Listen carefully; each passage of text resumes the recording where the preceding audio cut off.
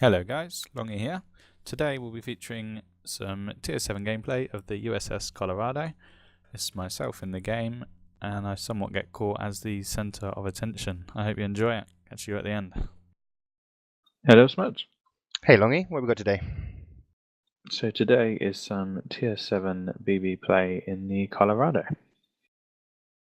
Looks like fairly generous matchmaking to get going.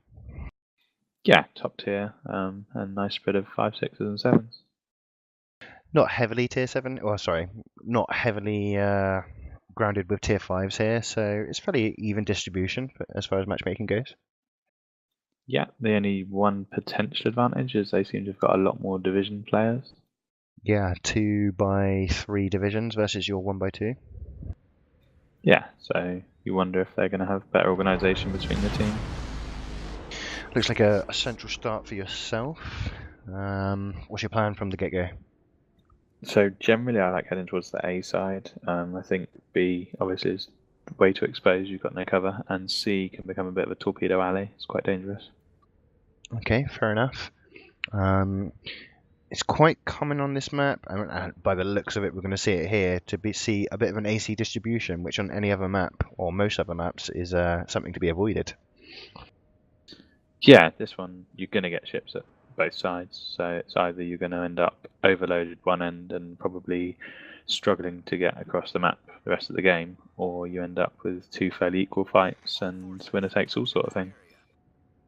Fair enough. So we've got the ship upgrades here. Yeah, so on this it's fairly basic. Missing the hull, it seems. Not enough cash. Yeah, we are running a bit short on credits at the moment, but I did manage to get all of the upgrade slots. Yep.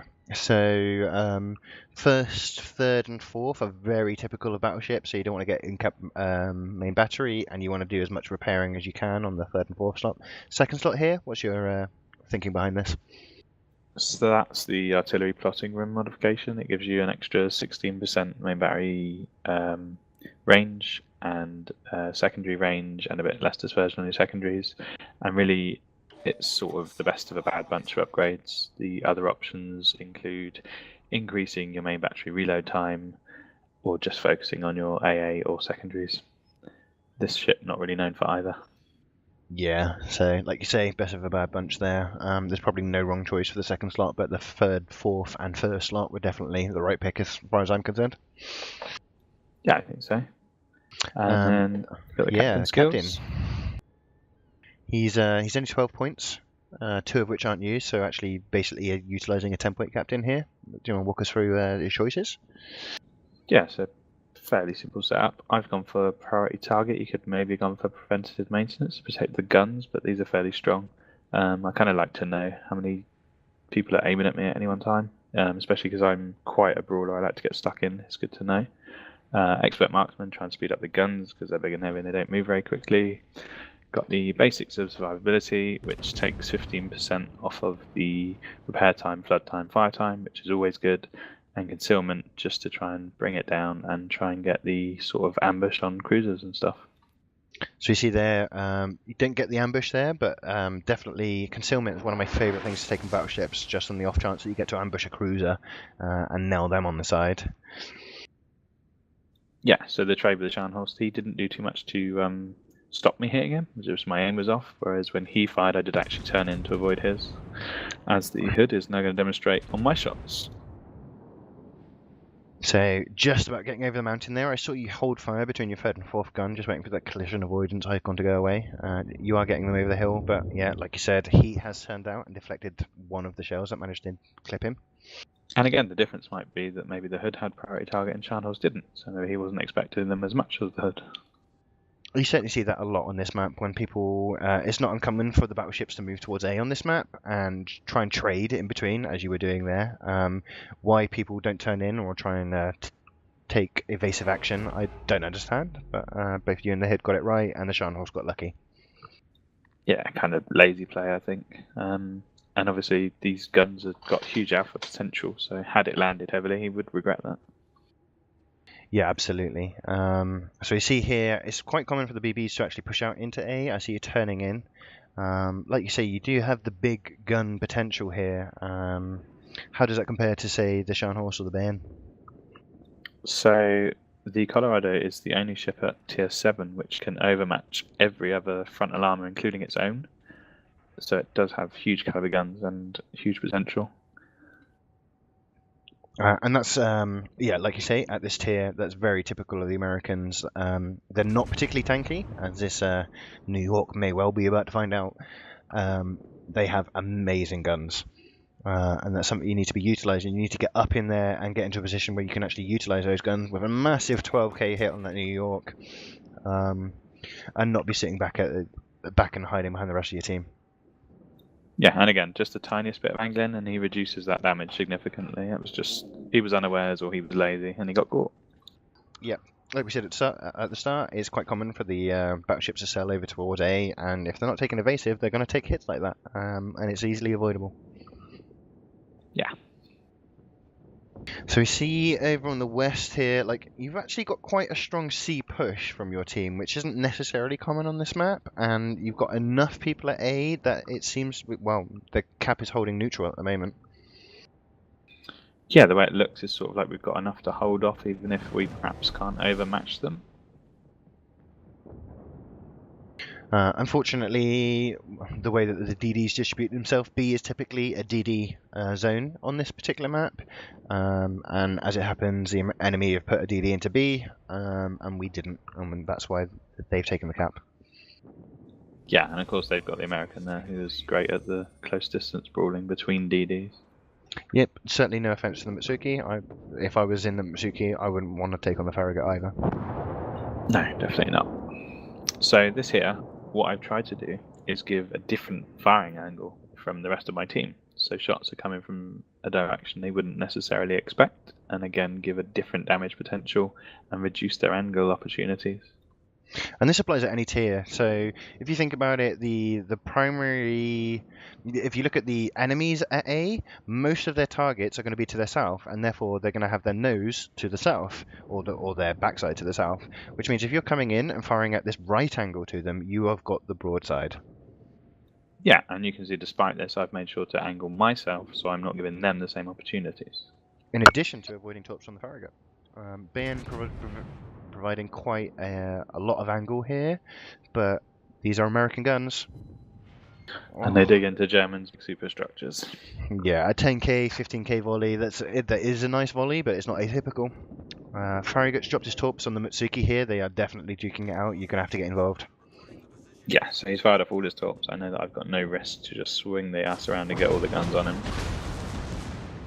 Ignore the attention you're getting from the backside here. You've got to take out this Farragut. If you can, save the Mitsuki. But we didn't go into detail there. IGN versus American. The American is going to win unless he makes a mistake. So it's good that you stepped in. Yeah, I've definitely saved the Mitsuki's life there. The Emerald might have got the Farragut done as well, but it was just getting it done as quickly as possible. Mitsuki maybe had 1 or 2 salvos left in him. Yeah, well, he's at, what, 800 health there? Like, he couldn't take another hit, essentially. Or 600 health, yeah. So we're talking about you being in that flank and getting these broadside angles. New York presenting you perfect broadside. Yeah, that's a juicy one. And already I'm trying to angle away from him. Putting a nice 8k on him. A little bit high, but still 8k with the 2 overpens.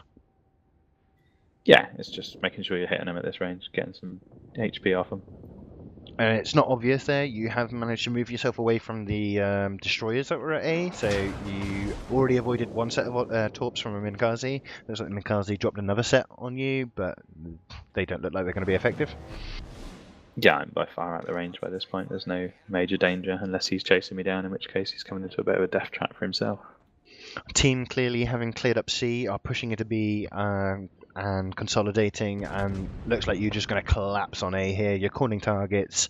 Scharnhorst is presenting himself. He is turning out though. He has realised his mistake. There's probably 8 people targeting him. Yeah, so actually it does look like the team paid some attention and did in fact start firing at the guy I asked them to. Whether that's coincidence because he's the only one visible or what, it worked out quite well.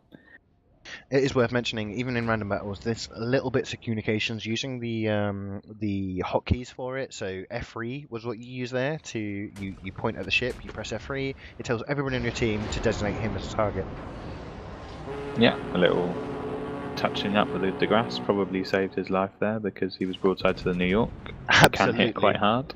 That New York had shells just landing. Yeah, I don't think it was intentional, but you're very welcome, DeGrasse. You probably just saved his life. He will live to see another day. My paintwork can be repaired. Unlike friendly fire, rubbing up against a ship isn't too bad. You're not going to get set to a pink status immediately. You should avoid it, obviously. It's almost a common courtesy, but it's definitely not as bad as friendly fire. Yeah, and if it's the difference between something like that where you might actually potentially save a life, completely worth it. You might take 5 HP off me, but you save 30 of your own.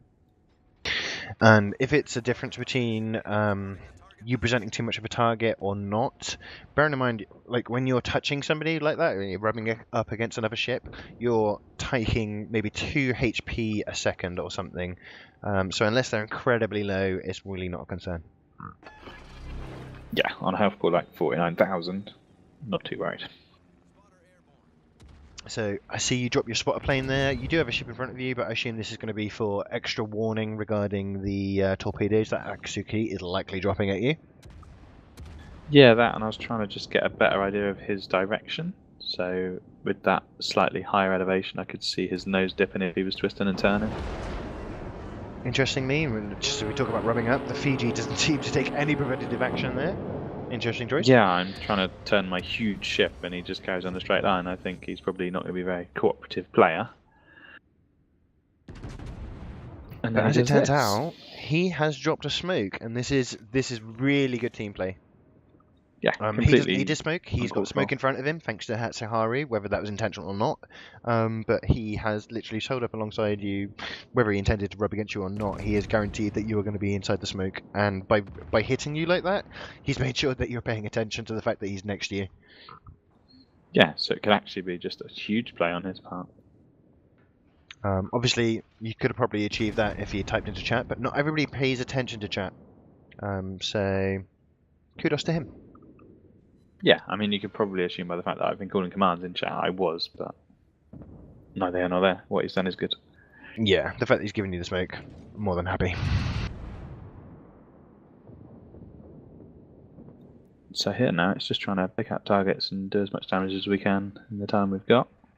You can see that your friendlies here have formed a line. They are basically boxing the enemy team into A as best they can. You've already got the cap advantage, you've got the point advantage, and you've got the ship advantage. It is just clearing up time. Yeah, and that was a cheeky little fire around the corner there. I did have the terrain warning indicator, but I knew it was the front guns that were due to reload next, and I knew that they would probably bend around it, so it was worth having a go. And it is worth mentioning, those terrain warning indicators that you get when you're aiming at something behind an island, they will flip up if any of your guns cannot hit. So like you say, you knew that your front guns were coming up next. The terrain warning was actually for your back guns, not your front guns. So yeah, seeing that indicator doesn't mean you can't fire. Yeah, so this is where we're going to see the Americans come into a bit of a forte here. Up close and personal. Bayan, he's well protected, well armoured, but we just start ploughing into him. Yeah, 12k. You don't have the secondaries that a German does, but by God, you have the guns for this kind of short-range play. Yeah, obviously with the German BBs, they've got the turtle back armour, so you have to aim a bit higher because you won't citadel them. So you want to aim for the top side armour. Yeah, you're aiming for penetrations, not citadels with the Germans there. Yeah, I like the fact that you switched over to the hood before the Bayan was dead. You were confident, I guess, that your friendlies or your secondaries were going to kill that guy? Yeah, I'd manually selected my secondaries onto him, so it was a case of either those or my teammates would get it done. Very good play here as well, situationally aware. You know that the hood is going to be moving into cover. You're not just focusing on him. You're aware of the fact that Sharp Horse, even though he's got smaller guns, is coming along your broadside. You've turned in really hard. The hood is now unable to shoot you, and the only person that could shoot you, you've now got perfect angle on. Yeah, and also my Fiji was maybe a little bit out of position, so me turning back has taken some heat off him for now. Yeah, he's done you a favour. It doesn't hurt to do him one. Yeah, of course. And a nice thing, I know that the Shan Premium BB has got torpedoes, 3 on each side, but this tiny little bit of shallow island means that I'm already safe from them. And turning in, I suppose, guarantees that if you had carried on sailing into sea, you don't need the cap. Into A, sorry, you don't need the cap. So why would you sail in? Because doing so would put you into top range of that Scharnhorst. Yeah, so I'm quite happy with this little bit of mass between us. I can outgun him any day. This is aggressive defensive play, I would say. Yeah, super effective. Scharnhorst beached himself. It looks like he turned really hard. Exactly as we just said. He's put down those sorts to prevent you getting into A, but you're not interested. You've already got the point advantage. Who cares? Points and ships. So I sort of wondered what the Fiji was up to. Yeah, this was really brave. He desperately wanted to get his torps up, I think. Yeah, that's we've done some replays on British cruisers. They are paper thin. I suppose being broadside is guaranteed to go straight through him instead of being a penetration, but still, that's quite a brave move. Yeah, he can still take major citadel damage. And here I was clicking like mad to get the shots off, and they just wouldn't come off. I don't know why. Well, C'est la vie. World of Warships has been out for a while, but you will occasionally encounter a bug. You probably would have got that kill there, but I think you've done enough that he is running away, and little does he know, he is running away directly into the path of a Dunkirk, so that'll do. And Dunkirk nose on with all his guns facing front. So I see here, you immediately drop that Scharnhorst, he's no longer a threat. It's time to look after the hood. Again, that Fiji has smoked you up, and not only that, he has moved out of the smoke to provide some detection with regards to that hood. So if you look at the Fiji, he's on less than 4k health. He's not going to be able to outrun a hood. They're incredibly fast. He probably knows that you're going to do an awful lot more damage than he's going to be able to. Like, a Fiji is renowned for their DPM, but for a single volley, which is about all the Fiji's going to get with 4k health, I think he's definitely made the right move there. So kudos to Frantic 81. Yeah, he earned himself a couple of compliments for his good play throughout the game. I think the best thing for him is to get his torpedoes off and do what little damage he can while he can, and give me the chance to land the bigger alpha damage. And his movement, whether it's intentional or not here, has lined that hood up perfectly broadside for you. So this should be a nice, good chunk. 14k, again. You don't often see hits like that in these tier 7 games, but yeah, thanks to Frantic there. That lined up well. I suppose now that he's out of the game, you don't know how long this smoke is going to last. So I see you're angling back in, ready to play defensive. Well, I'm ready to brawl with him. I think at this point we've got 2 ships to 1. I've probably got slightly more HP. Slightly less, actually, but my guns are far more damaging, especially at angle. And that's even ignoring the fact that the Dunkirk managed to finish off the Scharnhorst that you dropped into low health, and he's coming around to play aid. And that was 22,500 damage off of my 3 guns. Every shell penetrated. At this range, Americans are superb. You may not have got the Citadel, but penetrations are immense. And now it's just a case of closing the game. Yeah, absolutely. That's bearing in mind that the hood is actually renowned for being incredibly tanky with a really good HP pool. I guess you're turning to give some broadside here. You can see that the hood is he's got his guns on the Dunkirk. You're safe to give as much angle as you want. Yeah, I just want to get all the guns off on him, maximise the DPS that I can get, and try and finish the game out.